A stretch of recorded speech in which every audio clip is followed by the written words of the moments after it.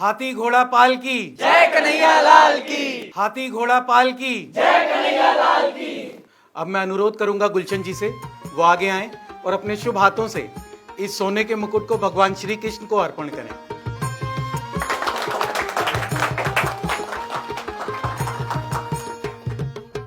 ठहरिए महाशय।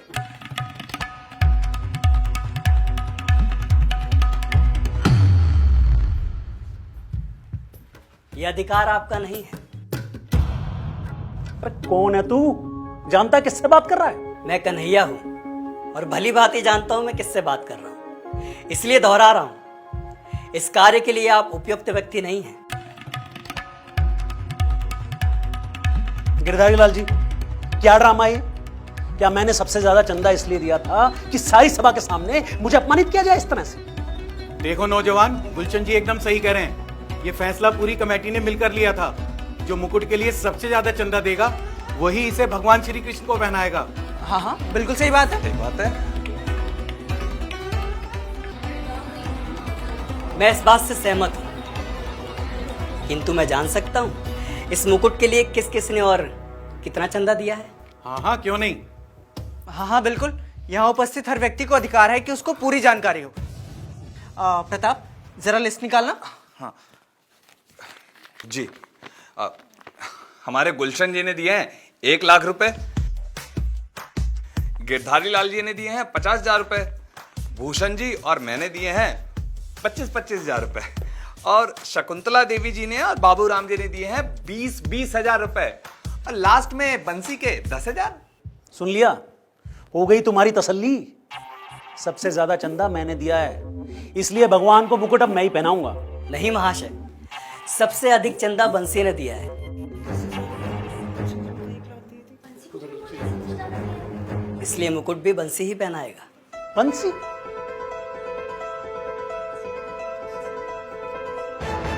अरे नहीं नहीं भाई साहब, आपको कोई गलतफहमी हुई है।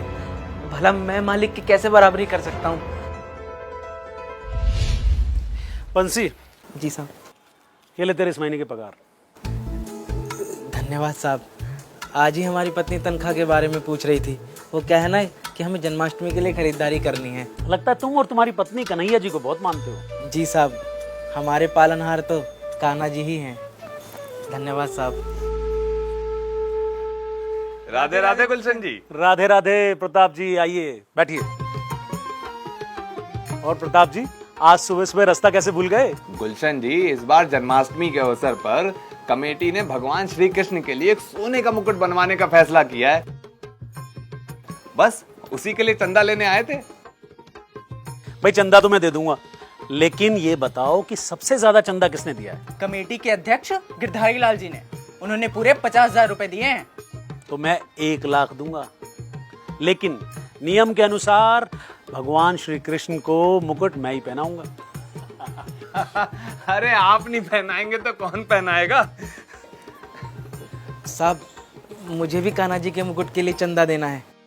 अरे बंसी, हम लोग यहाँ पर बड़ा चंदा लेने आए हैं। तेरा छोटा मोटा 100-200 रुपए का चंदा तू मंदिर के दान पेटी में डाल दे। नहीं साहब, मुझे सारे पैसे देने हैं।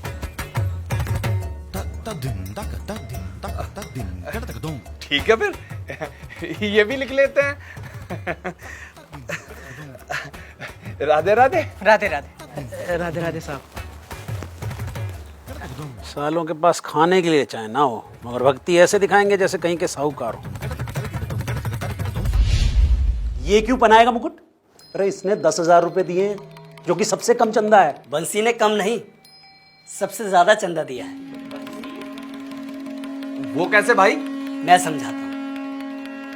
गुलशन जी, सबसे पहले आप ये बताइए, आप प्रतिमाह कितना कमाते हैं? यही कोई 8-10 लाख रुपए महीना। यानी ईश्वर की असीम कृपा है आप पर। और गिरधारी लाल जी, आपकी मासिक आय कितनी है? सरकारी स्कूल में प्रिंसिपल हूँ मैं। 98,000 सैलरी है मेरी। और आप लोग? यही कुछ 45-50 हजार। हाँ, और 30-35 हजार तो मैं भी कमा लेता हूँ। और बंसी भैया, आप कितना कमाते हैं? मेरी तनख्वाह तो मात्र 10,000 रुपए है। लेकिन भैया, अगर इससे ज्यादा भी होती ना, तो भी मैं अपने मुरली वाले पर सब न्यौछावर कर देता। परंतु आपके घर का खर्च कैसे चलेगा? मुझे इस बात की चिंता करने की कोई आवश्यकता नहीं भैया। मेरा मुरली वाला सबका पालनहार है, वो मुझे कभी भूखा नहीं सोने देगा। तो देखा आप लोगों ने, एक और गुलशन जी हैं जो महीने का 10 लाख कमाते हैं और अपनी आय का 10% मुकुट के लिए दान देकर घमंड में चूर हैं। और दूसरी ओर बंसी भैया है जो माह का सिर्फ 10,000 कमाते हैं, किंतु उन्होंने सारा का सारा धन भगवान को अर्पित कर दिया। इसमें विशेष बात यह है कि इतना धन देने के बाद भी गुलशन जी पर कोई फर्क नहीं पड़ा, किंतु बंसी भैया के पास आने वाले कल के लिए कोई संसाधन शेष नहीं रहा। अब आप ही लोग बताइए, यहाँ सबसे अधिक चंदा किसका है और मुकुट पहनाने का असली अधिकार कौन रखता है? फिर तो ये अधिकार सिर्फ और सिर्फ बंसी का ही है। बंसी, आओ।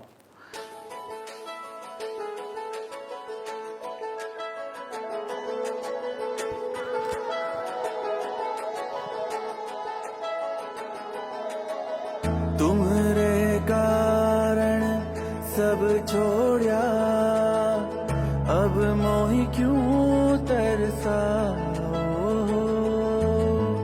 बिरहा बिठा लागी उर अंतर, सो तुम आए बुझाओ, अब छोड़त नहीं बड़े प्रभु जी। ये मुरली वाले का प्रसाद है आपके लिए। अब छोड़त नहीं बड़े